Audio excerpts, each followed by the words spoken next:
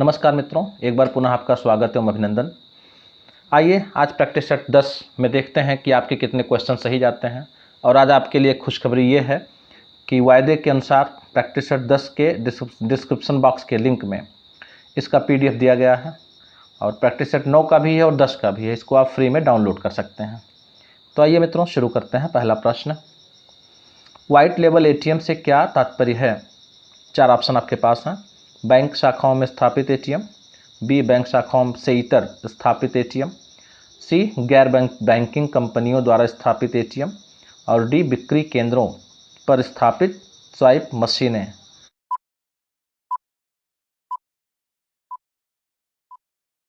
तो इसका जो करेक्ट आंसर है मित्रों ऑप्शन C है, गैर बैंकिंग कंपनियों द्वारा स्थापित ATM। प्रश्न 2 देखते हैं मित्रों, एशिया का पहला चावल प्रौद्योगिकी पार्क कहाँ स्थापित किया गया है? 4 ऑप्शन आपके पास हैं। पश्चिम बंगाल, आंध्र प्रदेश, कर्नाटक, तमिलनाडु।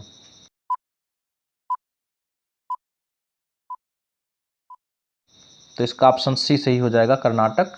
तीसरा प्रश्न मित्रों देखते हैं, 28 फरवरी 2021 को श्रीहरिकोटा से PSLV C51 द्वारा लॉन्च उपग्रहों की कुल संख्या थी। Option A 21, option B 19, option C 25, option D 31।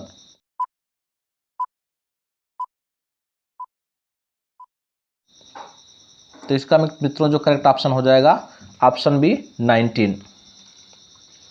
मित्रों इसके साथ इसको याद करने के लिए जो है इसमें आप यह भी जान लीजिए कि अमेजोनिया 1 जो ब्राज़ील का भू अवलोकन उपग्रह था, इसको भी इसी के साथ में लॉन्च किया गया था। बाकी 18 सहयात्री उपग्रह थे। आइए चौथे प्रश्न की ओर।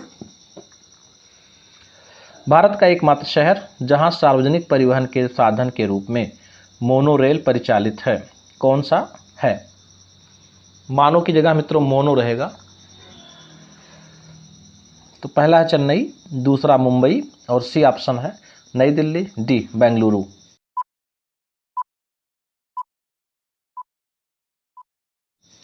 तो इसका जो करेक्ट आंसर है मित्रों मुंबई, ऑप्शन B सही है। और यह भी जान लें मित्रों, मोनो का मतलब होता है एक, यानी एक पटरी पर चलने वाली ट्रेन।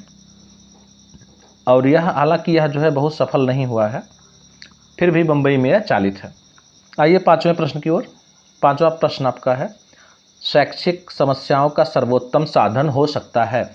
A समूह परिचर्चा द्वारा, B वैज्ञानिक विधि द्वारा, C शिक्षण परामर्श द्वारा और D है छात्र परामर्श द्वारा।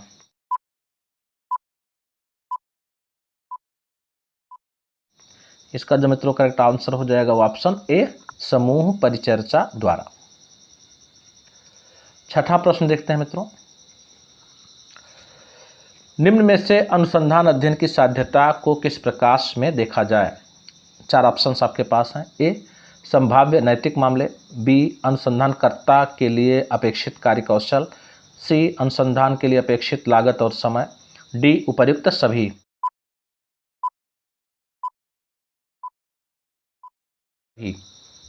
तो इसमें मित्रों जो भी चीज़ें लिखी हुई हैं सारी जो है अध्ययन की साध्यता के प्रकाश में ही देखी जाएंगी।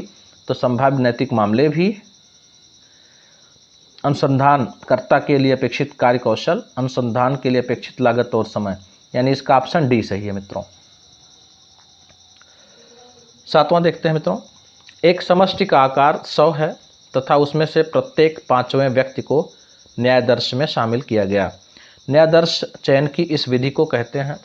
तो सैंपल की जो विधि होती है मित्रों, उसमें से कुछ विधियां यहाँ पे दी गई हैं। तो करेक्ट ऑप्शन कौन सा आप देखिए। ऑप्शन A कह रहा है अकस्मात यानी यादृच्छिक, B स्त्रीकृत, C सामूहिक और D व्यवस्थित।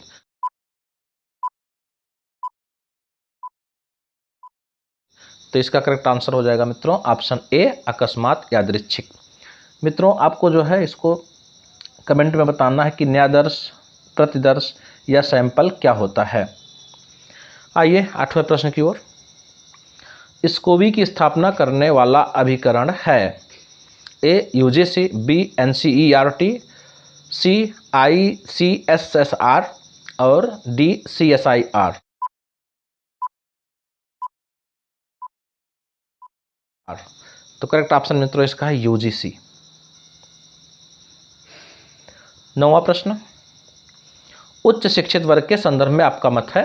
यह वर्ग अपनी सामाजिक प्रतिबद्धताओं के प्रति सचेत नहीं रहता है। बी कह रहा है यह वर्ग अपने सामाजिक प्रतिबद्धताओं के प्रति सचेत रहता है। सी यह वर्ग अपने सामाजिक प्रतिबद्धता के प्रति जागृत है। डी कह रहा उपर्युक्त सभी सत्य हैं।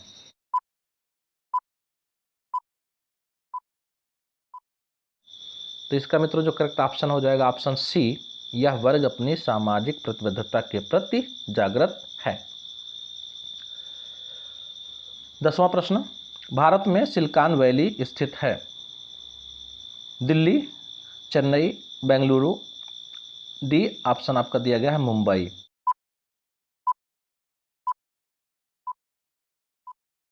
इसका करेक्ट आंसर हो जाएगा सी, बेंगलुरु। 11वां प्रश्न, इंटरनेट क्या है। ए समुद्र में मछली पकड़ने का जाल। बी बास्केटबॉल की अंतर्राष्ट्रीय स्पर्धा। सी रेल लाइनों को जोड़ने का सिस्टम। और डी ऑप्शन है कंप्यूटर पर आधारित अंतर्राष्ट्रीय सूचनाओं का तंत्र।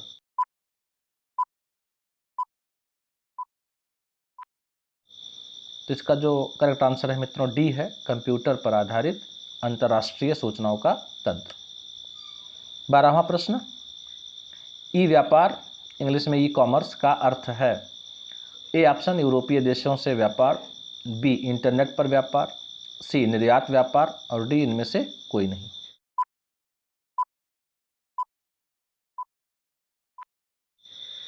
तो इसका जो करेक्ट आंसर है मित्रों ऑप्शन बी, इंटरनेट पर व्यापार। 13वां प्रश्न, निम्न में से कौन सा एक नवीकरणीय ऊर्जा प्रमाण पत्र है।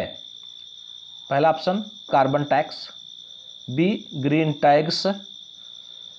सी eco tax. D eco mark.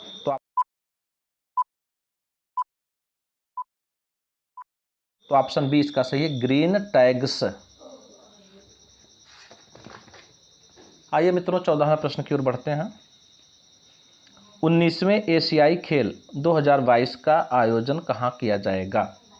4 option आपके पास हैं। ऑप्शन ए चीन, option B Japan, option C दक्षिण कोरिया, ऑप्शन डी भारत।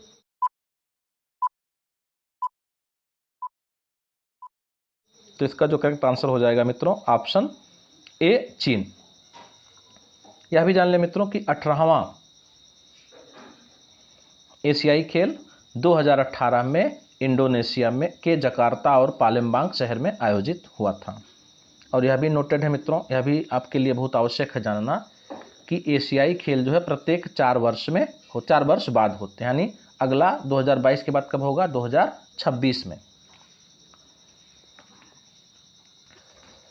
15वां प्रश्न देखते हैं मित्रों, लाल कुर्तीधारियों जिनको खुदाई खिदमतगार कहा जाता था का कार्य खान अब्दुल गफ्फार खान द्वारा संयोजित था। यह सविनय अवज्ञा आंदोलन का समर्थन था।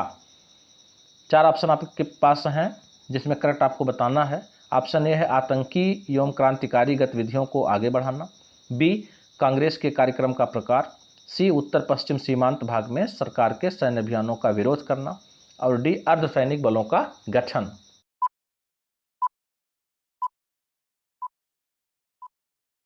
करेक्ट आंसर इसका है मित्रों ऑप्शन सी, उत्तर पश्चिम सीमांत भाग में सरकार के सैन्य अभियानों का विरोध। 16वां प्रश्न मित्रों, माउंट बेटन योजना 3 जून 1947 का संबंध था। ए ऑप्शन संविधान सभा के द्वारा भारतीय संविधान के निर्माण संबंधी दिशा निर्देश। बी संघात्मक सरकार की स्थापना। सी सांप्रदायिक दंगों पर नियंत्रण। डी एक ऐसा तरीका जिसके द्वारा ब्रिटिश के हाथों भारतीयों को सत्ता सौंपना।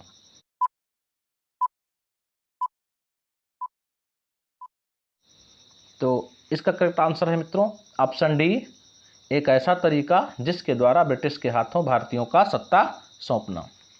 17वां प्रश्न, निम्नलिखित कथनों पर विचार कीजिए। 2 कथन है आपके पास। सारनाथ स्थित अशोक स्तंभ के शीर्ष की अनुकृति को भारत के राज्य चिन्ह के रूप में स्वीकार किया गया है। दूसरा कथन है इस राज्य चिन्ह में देवनागरी लिपि में सत्यमेव जयते अंकित है, जो मुंडकोपनिषद से लिया गया है। तो 4 ऑप्शन आपके पास हैं। ऑप्शन ए कह रहा केवल एक कथन सही है, ऑप्शन बी कह रहा केवल दो कथन सही है, ऑप्शन सी कह रहा एक और दो दोनों कथन ही सही हैं, और डी कह रहा ना तो एक और ना दो।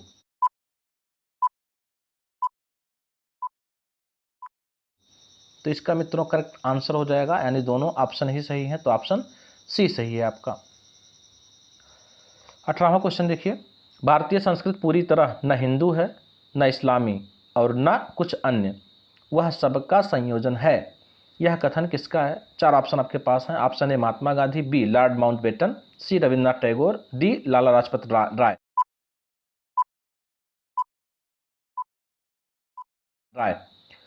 करेक्ट आंसर हो जाएगा मित्रों ए महात्मा गांधी। 19वां प्रश्न, भारतीय मानक समय की देशांतर रेखा 82.5 डिग्री किस नगर से होकर गुजरती है? ऑप्शन ए आपका है नागपुर, बी दिल्ली, सी पटना और डी इलाहाबाद।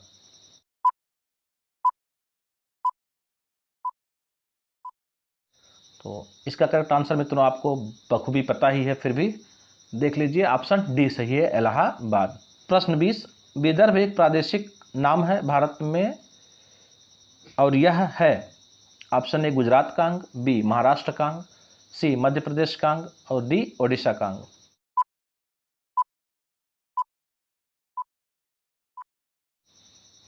तो आप जानते हैं विदर्भ क्रिकेट एसोसिएशन कहाँ पे है, इसलिए इसका ऑप्शन सही हो जाएगा महाराष्ट्र, यानी ऑप्शन बी। 21वां प्रश्न, भारतीय मानक समय यानी इंडियन स्टैंडर्ड टाइम एवं ग्रीनविच माध्य समय GMT में अंतर पाया जाता है। पहला ऑप्शन है +4 कंप्लीट 1/2 आवर्स, और बी ऑप्शन है +5 कंप्लीट 1/2 आवर्स, और सी आप है -5 1/2 आवर्स, और डी ऑप्शन है -4 1/2 आवर्स।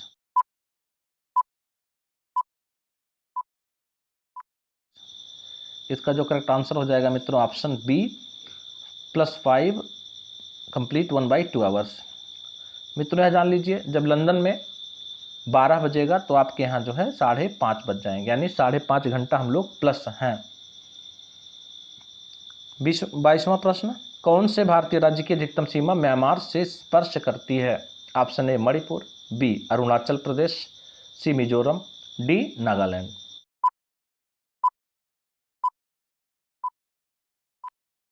तो इसका जो करेक्ट ऑप्शन हो जाएगा मित्रों option B Arunachal Pradesh.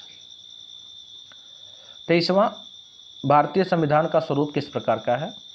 Option A एकात्मक, बी पूर्णतया संघात्मक, सी संरचना में संघात्मक, भावना में एकात्मक, डी ऑप्शन भावना में संघात्मक और संरचना में एकात्मक।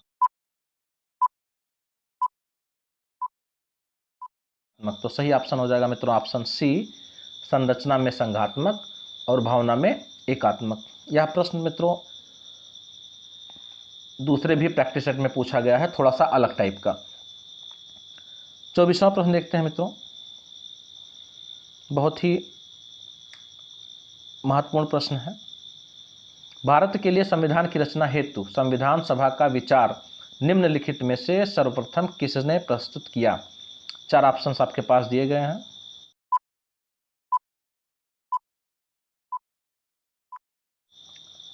तो ऑप्शन ए सही है, स्वराज पार्टी ने 1924 में। मित्रों अभी आपको बताना है कमेंट में कि स्वराज पार्टी की स्थापना कब और किसने की थी। आइए बढ़ते हैं 25वें प्रश्न की ओर। सिविल अधिकार संरक्षण अधिनियम का विस्तार है, यानी प्रश्न पूछ रहा है कि सिविल अधिकार संरक्षण अधिनियम का विस्तार क्या पूरे देश में है या किसी विशेष प्रदेश में ही? तो पहला ऑप्शन है संपूर्ण भारत पर, बी अनुसूचित क्षेत्रों के सिवाय संपूर्ण भारत पर, सी ऑप्शन कह रहा जम्मू कश्मीर राज्य के सिवाय संपूर्ण भारत पर, डी उपर्युक्त में से कोई नहीं।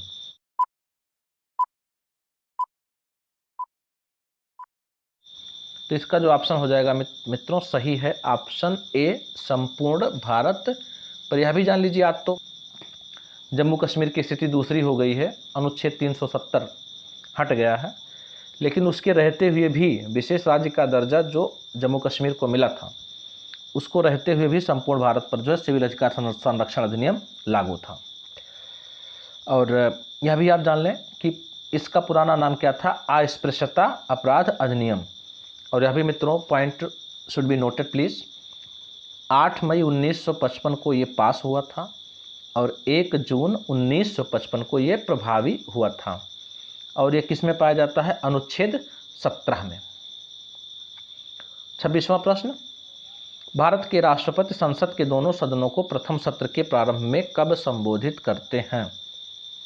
ऑप्शन ए है प्रतिवर्ष, ऑप्शन बी है लोकसभा के लिए प्रत्येक आम चुनाव के बाद, ऑप्शन सी कह रहा है ए और बी दोनों, और डी कह रहा ना तो ए ना ही बी।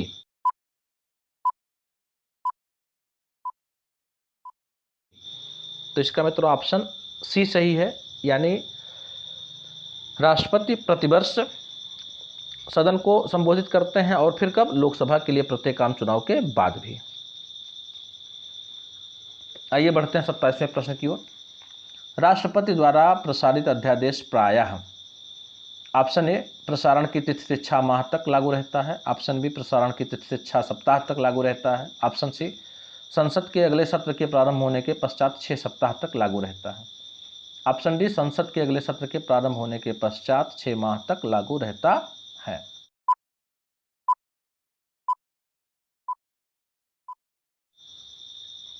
तो मित्रों इसका करेक्ट ऑप्शन हो जाएगा ऑप्शन सी, अर्थात संसद के अगले सत्र के प्रारंभ होने के पश्चात 6 सप्ताह तक लागू रहता है। अब देखते हैं मित्रों 28वां प्रश्न, भारत की पहली न्यूमोकोकल कंजुगेट वैक्सीन, जिसको आप इंग्लिश में कहेंगे तो पीसीवी हो जाएगा, पीसीवी का उद्घाटन 28 दिसंबर 2020 को किया गया, जिसका नाम है, तो 4 ऑप्शन आपके पास हैं, न्यूरोसिल, बी न्यूमोसिल, और सी वैनेडियम, और डी NGC 2808।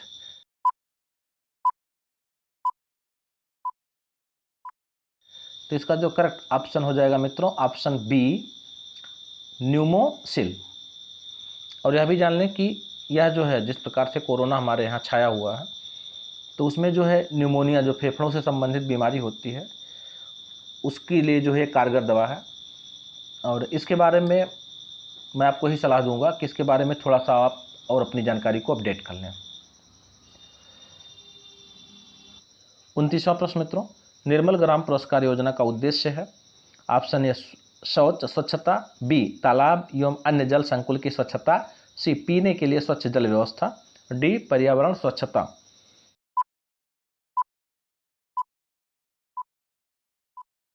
तो इसका मित्रों करेक्ट ऑप्शन है ऑप्शन ए शौच स्वच्छता। आइए देखते हैं 30वां प्रश्न, भारतीय मूल के किस अमेरिकी नागरिक को अमेरिकी सेना का पहला मुख्य सूचना अधिकारी नियुक्त किया गया है? 4 ऑप्शन आपके पास हैं, डॉक्टर सुनीत शर्मा, बी विजय शंकर, सी डॉक्टर राज अय्यर, और डी विनीत अग्रवाल।